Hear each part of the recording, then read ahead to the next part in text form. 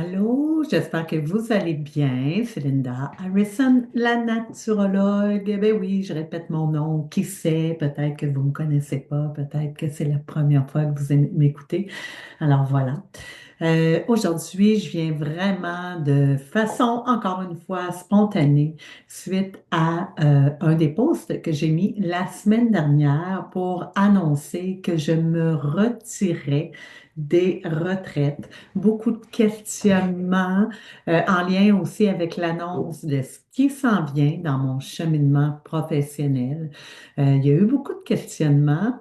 Puis j'avais juste le goût de venir éclaircir, que ce soit autant le pourquoi, en fait, c'est parce que j'ai le goût, je ne sens pas une obligation de me justifier, mais vraiment de venir éclaircir pourquoi le retrait des retraites et qu'est-ce qui s'en vient. Pour certains, j'ai entendu des fois dire, eh, mon Dieu, c'est dispersé, tes affaires, il me semble que depuis les 10 dernières années, tu bouges beaucoup. Moi, dans mon intérieur à moi, ce que je vis présentement, c'est vraiment comme un beau tricot ou une confection, une création quelconque de fil en aiguille, tout est lié. Je le vois, c'est moi qui le vis naturellement. Et d'où j'avais envie de venir vous le partager de façon un petit peu plus à pouvoir imaginer et mieux comprendre les services qui s'en viennent, qu'est-ce qui va être à faire. Et d'où je pars avec ça, je m'improvise pas du jour au lendemain dans un autre domaine qui est complètement différent. Pas du tout, puisque ça fait partie du cheminement des dernières années. Alors, tout d'abord, je me retire des retraites. Il y en a qui comprennent peut-être pas, mais dans les 10 dernières années, j'animais de 6 à 8 retraites par année, des retraites de yoga, où les femmes débarquaient un vendredi soir et puis je les accompagnais jusqu'au dimanche fin de journée. Donc, deux couchers, les repas, elles étaient prises quasiment en charge. Donc, elles arrivaient, elles se laissaient porter tout au long du week-end. Et c'est une approche que j'ai montée au cours des 10 dernières années pour accompagner spécifiquement les femmes, puisque moi, je venais de vivre, si vous n'avez pas écouté mon épisode 1 où je me présente, je venais de foncer dans un mur de façon assez... j'ai foncé dans un mur, ce qui a fait que tout est tombé, tout mon monde s'est écroulé et j'ai dû reconstruire. Et à travers ça, la première chose qui m'est apparue, c'est l'accompagnement pour les femmes, parce que j'étais rendue à un certain âge, j'étais dans le processus de la préménopause, c'était les changements qui venaient à nous, tout était là et c'était clair dans les visions que ça me disait, va partager, il y a des femmes qui ont besoin d'être informées, tout simplement. Et là, je fais une petite parenthèse avec le être informé. C'est important, si c'était pas clair, depuis les dernières années, il y en a des fois qui me disaient, par bienveillance, euh, tu donnes des leçons. C'est pas des leçons que je donne. En fait, moi, je partage les connaissances que j'ai, ce que je trouve qui fonctionne et ce qui est le plus naturel possible dans le processus de la vie. Mon nom, la naturologue, il n'est pas là pour rien. Donc, comment que le processus naturel est au départ, à la base de la vie, avant d'aller ajouter des choses là-dessus. On le sait, aujourd'hui, des fois, on ajoute avant même d'avoir pris connaissance de ce qui était là à la base pour nous servir. Donc, ce que je fais, en fait, c'est pas des leçons. J'informe, je transmets de l'information. Après, vous en faites ce que vous voulez, qu'on soit d'accord ou qu'on soit pas d'accord. Moi, j'ai pas envie d'enclencher des combats avec qui que ce soit. Si t'es pas en accord avec mon processus, de ce que je transmets au niveau du naturel, puis que toi, tu prends l'autre voie qui est pas nécessairement naturelle, c'est OK. Puis si on se croise, on peut encore quand même avoir des belles discussions. Puis ça t'empêche pas non plus de venir prendre un soin, un massage. Et j'aurai aucun jugement là-dessus. Toutes les clientes que j'ai ne sont pas nécessairement dans le même processus de naturel. Je transmets. J'informe, puis après, vous en faites ce que vous voulez. Je vais respecter. Puis si tu viens me voir, peu importe ce que tu as fait à ton corps, moi, je vais t'accueillir quand même, puis je t'en parlerai même pas. Je t'en parlerai pas, je vais t'offrir ce que j'ai à t'offrir dans mon élément naturel, la façon que je transmets à la base. Donc, je voulais que ce soit clair parce que je ne suis pas là pour donner des leçons puis pour vous dire, ah, moi, j'ai la vérité infuse. Non, je donne l'information, je mets en lumière qu'est-ce qui est des risques parfois lorsqu'on sort du processus naturel, puis après, ben, ça appartient à chacune. Donc, les belles retraites que j'ai animées, ça a été je vous dirais, j'ai eu mes enfants, tout ce qui est arrivé dans ma vie, bon ou pas bon. Moi, je me dis, je suis là aujourd'hui parce que j'ai eu l'expérience de vivre des choses que j'ai vécues, que ce soit bon ou pas bon, les inconforts, les douleurs, les souffrances, peu importe, les grandes joies, les grands moments. Tout ça était rassemblé, était lié pour créer qu'est-ce qui est là aujourd'hui. J'en parle assez dans mes sujets. Il n'y a rien qui est détaché dans la vie. Les retraites, entre autres, des 10 dernières années m'ont permis d'accompagner plus d'un millier de femmes. Comptez ça, là, 6 à 8 retraites par année, fois 10 années, entre 15 et 25. Mais dans les premières années, j'étais vraiment 20-25. Les groupes étaient toujours complets. Donc, ça fait du monde, ça fait des femmes. Et j'ai pu entendre toutes sortes d'histoires parce qu'il y avait des cercles de partage à travers ça. Ça m'a permis d'apprendre à peaufiner mon écoute. En fait, je vous dirais qu'avant ça, j'en avais pas beaucoup, pas du tout, parce que j'étais dans l'entraîneur plus physique, donc j'étais dans le côté leader où je guidais, mais l'écoute comme telle, je vous dirais que j'avais pas de tolérance dans mon autre vie. Si vous n'avez pas écouté l'épisode 1, j'en parle. Et après avoir frappé mon mur, je suis tombée dans un état vulnérable. On a toute l'écoute et je suis tombée dans cette écoute-là attentive pour moi à la base, ce qui m'a permis de pouvoir projeter, lancer les retraites et de m'ouvrir à l'écoute. Les cercles de partage ont été une grande école pour apprendre à me fermer, puis à écouter lorsque c'était le temps. Puis, de fil en aiguille, avec les groupes, ça évoluait et ça l'a évolué pour en venir à pouvoir écouter et être de plus en plus dans le non-jugement parce qu'au début, quand même, je vous dirais, ah, moi, je me suis mis à écouter sans jugement. C'était pas toujours facile d'entendre des histoires, des fois que tu faisais ou de pleurer en écoutant l'histoire d'une autre, de se sentir concerné, de ramener ça à ta propre histoire. Ça, c'est toutes sortes de choses sont arrivées pendant les 10 dernières années et qu'avec le temps, avec la pratique, on va dire ça comme ça, plus j'en avais et plus je peaufinais ma présence, mon écoute pour en venir à être présente avec détachement. Et là, je dois vous le dire, pendant quand c'est arrivé pour les premières fois, parce que je partais d'une écoute où je voulais tellement être sauveuse, parce que moi-même, je n'étais pas bien, mais j'étais dans la guérison, je venais de vivre dans la grosse vulnérabilité. Et là, plus les années passaient, ben, plus je me guérissais, je m'auto-guérissais, j'évoluais, je reprenais ma posture. Et tout à coup, ben, je me détachais, j'écoutais, mais je me disais, c'est pas à moi, là, Après ça, un coup qu'on a fait les écoutes, je suis pas là pour essayer de les sauver, puis aller voir, puis leur donner des conseils et tout. Fait que ça a été un moment de transformation où les premières fois, je me suis dit, coudonc, je suis encore présente? Est-ce que je suis coupée de mes émotions? Je me comprenais plus. Donc, je visitais cette partie-là du détachement pour la première fois où j'étais à l'écoute.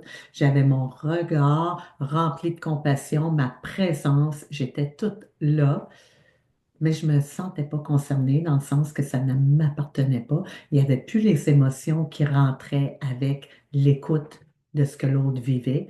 Puis, il y avait quand même cette présence-là. Donc, pendant un moment, comme je vous dis, ça a été un questionnement. Est-ce que je suis rendue coupée de mes émotions? Qu'est-ce qui se passe? Pour en venir avec cette partie-là où je continue à évoluer par mes pratiques et moi-même dans la méditation, peu importe les ateliers, tout ce que j'ai pu faire pour ma propre cheminement à moi, ben, j'ai fini par toucher cette partie-là où je comprends maintenant, à force de pratique, que le détachement, ben oui, tu te laisses traverser, mais ça traverse et il y a aucun, il y a moyen d'être là, d'être présent sans réagir et sans que ça paraisse dans mon visage, tout en gardant le visage neutre, une présence, mais je suis encore plus présente lorsque je suis dans cet espace de détachement parce qu'il n'y a rien qui va venir interférer à travers cette présence-là. Donc, je suis encore plus à l'écoute parce que il n'y a pas la petite émotion qui va venir interférer ou quelque chose qui est épouvantable parce qu'on va se dire, on entend des choses que on peut faire une grosse histoire autour, puis se projeter là-dedans, puis se mettre dans un petit coin puis pleurer avec l'autre. Donc, c'est ça que j'ai éveillé avec les années de pratique à travers mes belles retraites d'accompagnement de femmes et je ne peux que remercier ces beaux moments-là des 10 dernières années, d'où ça a été dur dans les 2 dernières années quand j'ai commencé à dire je vais en faire moins, il y a eu un deuil à faire. C'est pas, pour être honnête avec vous, c'est pas nécessairement moi qui voulais plus en faire, c'est la vie qui a fait ça. Je me suis mis à avoir moins de monde dans mes retraites parce qu'il y avait de plus en plus d'offres de retraites de femmes, alors que, il y a 10 ans, j'étais en fait, dans les pionnières à offrir cette approche-là accompagner à travers le cycle féminin, ramener des postures de yoga qui allaient avec ça, les hormones et tout. Donc, j'étais une des grandes pionnières ici à Québec, du moins. Puis, après ça, ben là, ça s'est mis à être mêlé un peu parce qu'on parlait de féminin sacré. Je n'étais pas nécessairement là-dedans, mais bref, c'est pas grave. Aujourd'hui, il y en a plein. Il y en a plein. Et la vie a fait que j'ai eu de moins en moins de monde parce qu'il y avait de plus en plus d'offres. Donc, de 6 à 8 retraites, ça a commencé à descendre à 4, puis à un moment donné à 3, puis à 2, pour en arriver à une. Si je ne fais pas de publicité à l'extérieur, j'ai de la misère à avoir du monde. Et là, ça a fait, OK, moi, j'ai plus le goût. C'est pas la première fois que je le dis. La vie m'apporte ailleurs. Donc, moi, à ce moment-là, je respecte mes cycles. Les cycles, je suis toujours à l'écoute et les visions, je sais qu'ils vont m'être présentées. Donc, quand il arrive des choses à même, je me dis pas, oh mon Dieu, qui a piqué mon fromage? Je n'ai plus rien. J'ai rien perdu parce que ça ne m'appartenait pas du tout. Donc, je sais que je parle de moi, mais je tiens à vous préciser que ce que je dis là, c'est applicable peut-être à quelque chose que tu vis dans ta vie aussi. La peur du changement, la peur de la transformation, de perdre quelque chose. Donc, à la base, il n'y a rien qui nous appartient. C'est donc ben pas évident, hein. On se bâtit une vie, puis on a l'impression que tout est figé, puis qu'à partir de là, je vais être correct. Ah, ma vie professionnelle, elle a été construite, elle est correcte. Ah, j'ai conduit ma vie familiale, c'est correct, c'est construit. Next, next, next. C'est pas comme ça que ça marche. Le processus, la vie nous apporte des beaux changements. Et je dis beaux parce qu'il faut les accueillir. Parce qu'au départ, pensez-y, j'ai vécu des moments précieux. Je ne peux pas vous dire à quel point c'était précieux, tous ces partages que j'ai eu la chance d'accueillir, toutes ces femmes que j'ai eu la chance d'accompagner au cours de ces années, les secrets que j'ai eu le privilège d'entendre. Je ne peux pas vous dire tous les beaux moments que j'ai vécus. C'est aussi beau que la naissance que j'ai pu. C'est drôle à dire, mais je suis honnête. J'ai eu des beaux enfants.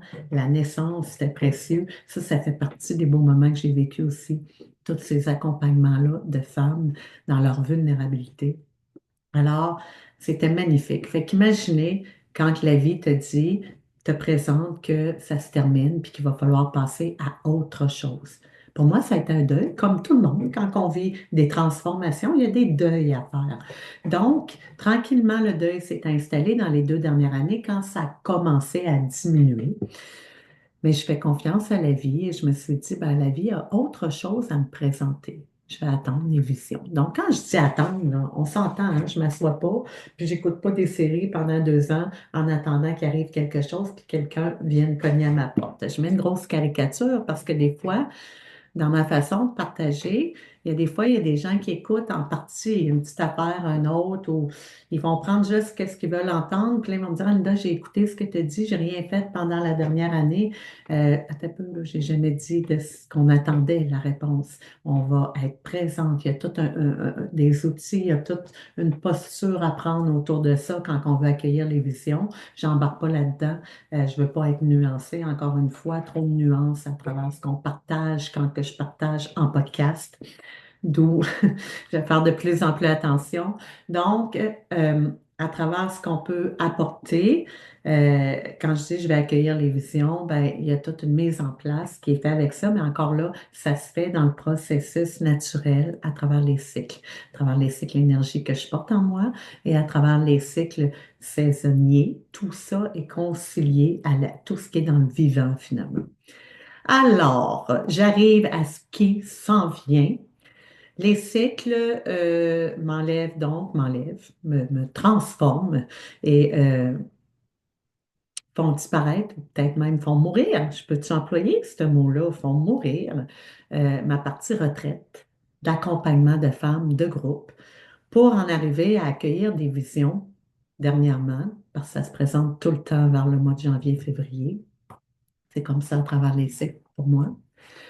Et de me présenter la partie d'accompagnement à la naissance. Au début, c'est l'accompagnement à la naissance. Pour moi, tout ça fait du sens. Vous comprendrez que j'ai accompagné des femmes pendant 10 ans. J'ai eu moi-même 3 enfants et j'ai fait des cours en masse dans mon temps d'entraînement de post et de prénatal. Donc, j'ai accompagné dans tous les bouleversements de vie d'une femme, grossesse, ménopause et même des femmes en deuil. Donc, au début, c'est l'accompagnement de la naissance qui se présente. Je m'en vais faire mon cours de doula. Parenthèse, la doula, c'est pas une sage-femme et ce n'est ni une personne qui va accompagner juste dans le processus d'accouchement naturel. Une doula, c'est une accompagnatrice à la naissance, tout simplement. Donc, j'accompagne à travers du processus du début pour informer la maman et le papa, ben, qu'est-ce qui va se passer? Comment ça fonctionne, le processus qui sont après vivre ou qui s'apprêtent à vivre pour mieux accueillir le moment avec calme, avec douceur, et autant que possible, s'ils peuvent, le plus naturellement possible, tant que c'est possible, mais je vais les informer autant du processus naturel que le processus, si on s'en va en milieu hospitalier, qu'est-ce qui peut nous être présenté dans l'accompagnement, la médicalisation, peu importe, je vais tout présenter les informations qui se doivent d'être connues parce qu'on ne peut pas faire un plan de comment on va accoucher puis comment ça va se vivre. Donc, l'accompagnement, la doula, accompagnement à la naissance, c'est pas d'accoucher de façon naturelle, c'est d'accompagner à partir du début par des petites rencontres, maman et papa, parce qu'ils vivent des choses en couple, papa pour qu'il ne se sente pas impuissant, quel est son rôle à travers l'accompagnement de sa femme, parce que lui aussi est concerné, et jusqu'à l'accompagnement dans la salle d'accouchement, si bien sûr, c'est ce que la maman et le papa veulent.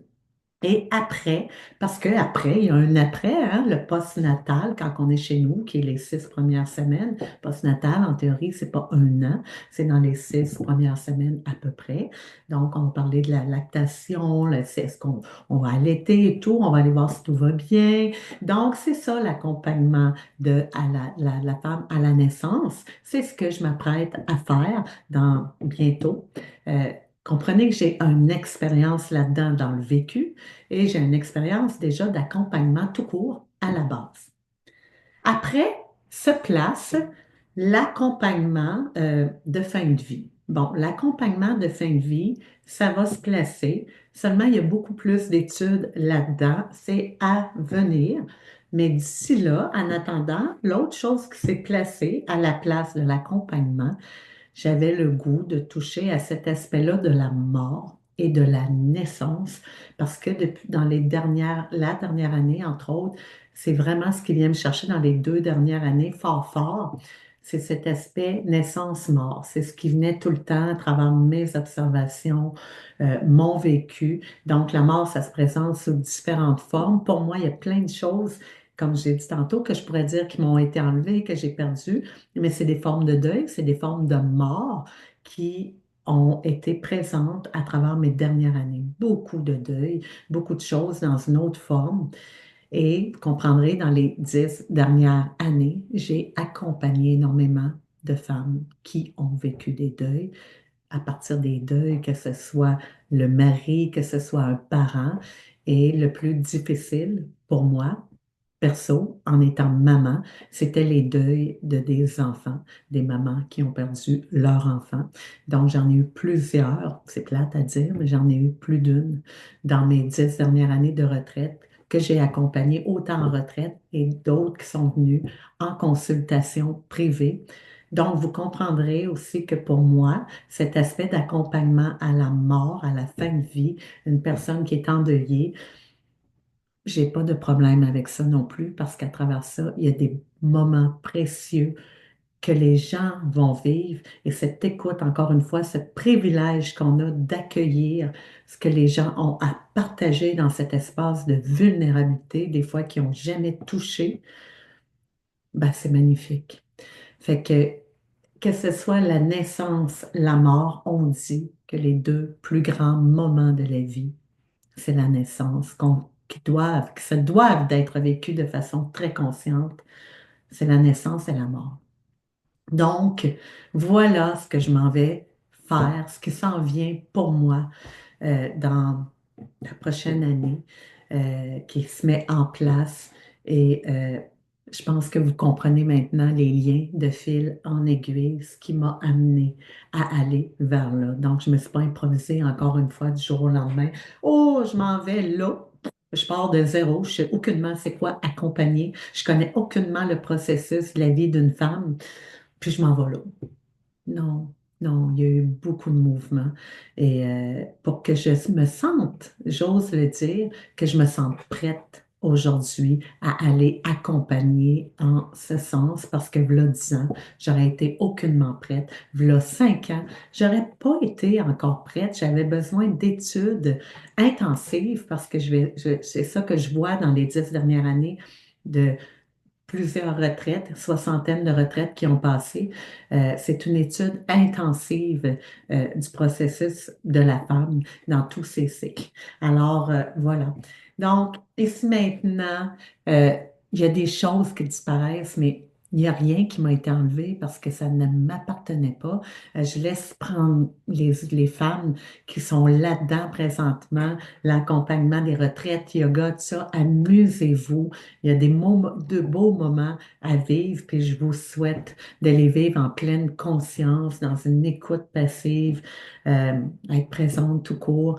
Puis, bref, si je peux me permettre, enlever les gros flaflas, c'est pas important, vivez-le tout simplement. Après ça, le reste, ça vous appartient. Pour ma part, moi, je m'en vais dans cet aspect d'accompagnement, l'accompagnement des cycles de la vie, c'est ça que je m'en vais faire. Et que ce soit la naissance, que ce soit le processus de la ménopause, je suis toujours là, plus que jamais parce que je le vis vraiment, je suis là présentement dans la ménopause.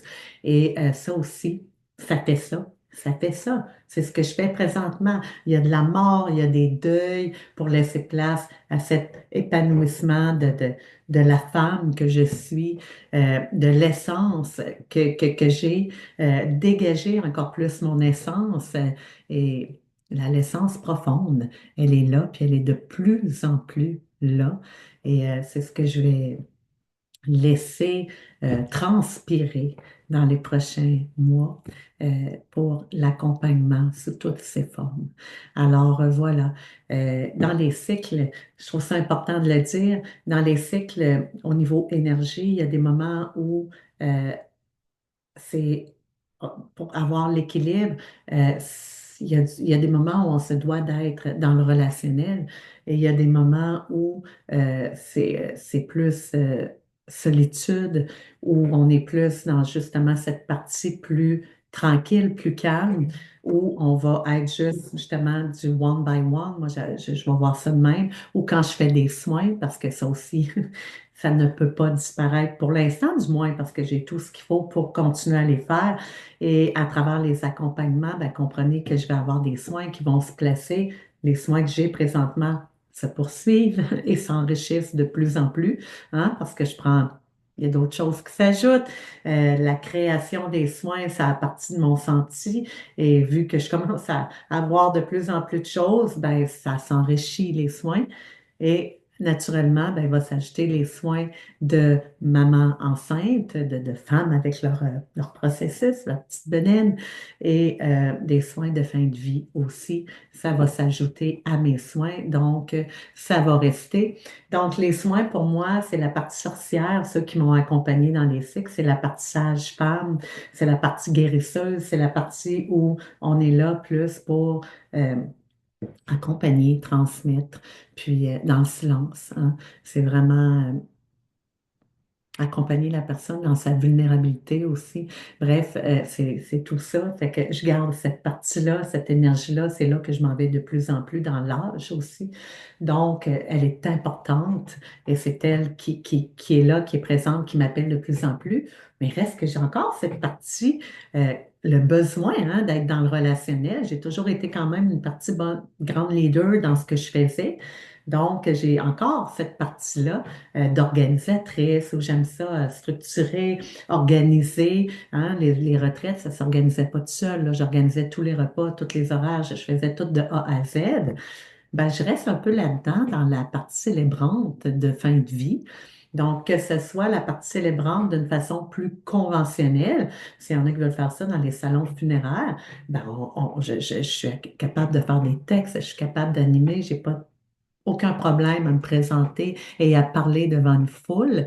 Je suis très à l'aise avec ça, ou que ce soit dans une partie plus autochtone, plus rituelle, ben ça, je suis là-dedans aussi. Donc, j'en ai fait en masse à travers les retraites. Puis si vous ne le savez pas, ben j'ai du sang autochtone, mon papa. Donc, il y a quelque chose en moi qui transpire cette partie-là de rituel sans que ce soit du flafla, mais quand même que je suis capable d'ouvrir sans aucun problème de façon naturelle. Donc, que ce soit un ou l'autre, cette partie-là, bref, c'est la partie où d'organisation, on va dire organisation d'événements. J'ai été là-dedans toute ma vie, que ce soit dans l'organisation d'événements l'hôtel Le Concorde dans le temps, pendant 11 ans. Puis après ça, dans tout le reste, j'ai tout le temps été dans l'organisation d'événements. Donc, c'est comme si je me garde cette petite partie-là, mais à travers une partie beaucoup plus vivante et plus vraie, si je peux me permettre, avec moins de flafla. Et ça, j'ai le goût de le nommer parce que ce qui m'a amené là, entre autres, à ce qui s'en vient, c'est que plus l'intelligence artificielle prend de plus en plus de place, encore là, si elle vous sert, tant mieux. Moi, je vais essayer de m'en servir à la base, apprendre, mais pour d'autres choses, pour moi, c'est non. Tant que je vais être vivante, il y a bien des affaires que l'intelligence artificielle ne touchera pas. J'espère que je pouvoir transmettre avec mes doigts, puis même si l'intelligence artificielle, ça va venir, mais des super power au bout de mes doigts pour aller masser le monde, j'y adhérerai pas parce que c'est ça qui est ça. On parle de ça. Donc, pour moi, l'intelligence artificielle, elle prend de plus en plus de place pour tout le monde. Et la partie du fait que je vais l'accompagner à la naissance et aussi à la fin de vie, c'est cette partie vulnérable qui ne changera jamais et que l'intelligence artificielle ne pourra jamais remplacer. Donc, le processus naturel de la vie, de la naissance et de la mort, ben, pour moi, ça ne peut pas être trafiqué. Et bref, vous comprenez ce que je veux dire, là. Il y en a qui peuvent dire, ah, ben oui, ça va être trafiqué, on va pouvoir vivre plus longtemps. Je ne le verrai pas probablement.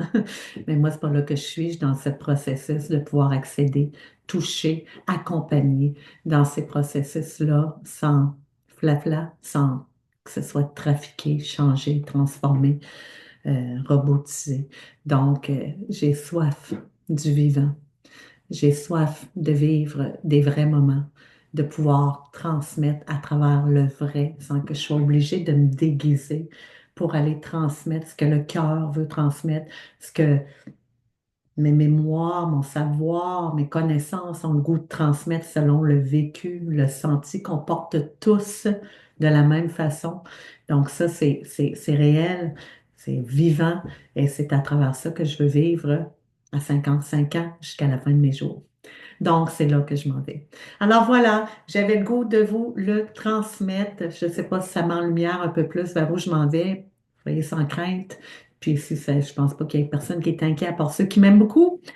Mais je ne suis aucunement éparpillée. Je suis de plus en plus sur une voie très, très, très éclairée, de plus en plus éclairée. Euh, c'est tellement beau. C'est beau, c'est tout. Alors, quelle forme ça va prendre, je peux jamais. Il y a des structures qui sont là. Il y a des. Maintenant que j'ai reçu les visions, hein, si vous n'avez pas vu, il y a une émission sur mes podcasts qui écrit vision versus visualisation. Pour moi, je visualise pas avant d'avoir reçu la vision. Donc, j'ai reçu mes visions. C'est ça qui est là maintenant. Je vais mettre un peu de structure autour de ça, visualisation de comment ça pourrait se présenter. Puis après, ben, toujours dans l'ouverture, que ça se peut, que ce ne soit pas vraiment de la façon dont je le voyais, mais je vais avoir au moins mis une petite structure autour. Alors voilà. Merci pour votre écoute. Puis sachez que, ben voilà, je suis toujours là. Les retraites, ça se tasse, mais il y a encore plein de belles choses. Et si maintenant, je donne toujours des cours en attendant que je suis dans l'étude de mes affaires, je suis toujours en processus de cours de yoga. Je ne sais pas ce que la vie fait présentement, mais elle m'amène de plus en plus de demandes de pilates. Je retombe dans mon yéyé, Linda, ouh, un peu énervée de façon à ce que ces gens-là qui me voient dans le pilates si je leur annonce demain, ils ne savent même pas pour la plupart que je fais des soins puisque je fais tout ce que ceux qui savent, les retraites et tout. Ces gens-là, probablement qu'ils ne peuvent même pas m'imaginer dans dans mon rôle d'accompagnante, dans mon rôle de accompagnante, je ne veux pas dire guérisseuse, ben, la guérisseuse à quelque part, hein, parce que je suis tellement yéyé. Puis ce yéyé-là, ben, je l'aime parce que c'est l'équilibre d'avoir ces moments de folie et de joie où je peux me laisser aller dans cette folie de jeunesse-là, c'est l'énergie de l'enfant. Elle est toujours là. J'ai 55 ans, elle est peut-être moins dominante que quand j'avais 25 ans, mais elle est encore là. Puis je tiens bien à l'honorer, à la garder. Puis ça se fait à travers mes petits cours. Puis je pense que même peu importe où je vais être dans l'accompagnement, tant que je vais pouvoir continuer à accompagner des groupes, puis en m'amusant pour leur transmettre aussi le mécanisme du mouvement de façon sécuritaire, ben, je vais le faire. Alors voilà, je suis encore là-dedans, les cours, les soins et les formations qui s'en viennent encore à l'automne. Surveillez ça en collaboration avec Oasis, anciennement Namasté, Saint-Nicolas, Montcalm. Donc, à venir, les formations yoga hormonal pour femmes, ça, c'est toujours là aussi. Donc, voyez-vous, tout est lié. C'est magnifique. Je ne peux dire que merci. Moi, je suis capable maintenant de dire, je ne peux pas tout prendre. On va laisser des choses pour laisser les autres choses euh, évoluer et être mis en lumière de façon plus claire. Alors voilà, sur ce, je vous souhaite un excellent printemps en ce. On est au cœur du printemps, deuxième cycle printanier qui débute, donc profitez-en. Ça va commencer à émerger de plus en plus la vie sous toutes les formes. Je vous embrasse. Bye.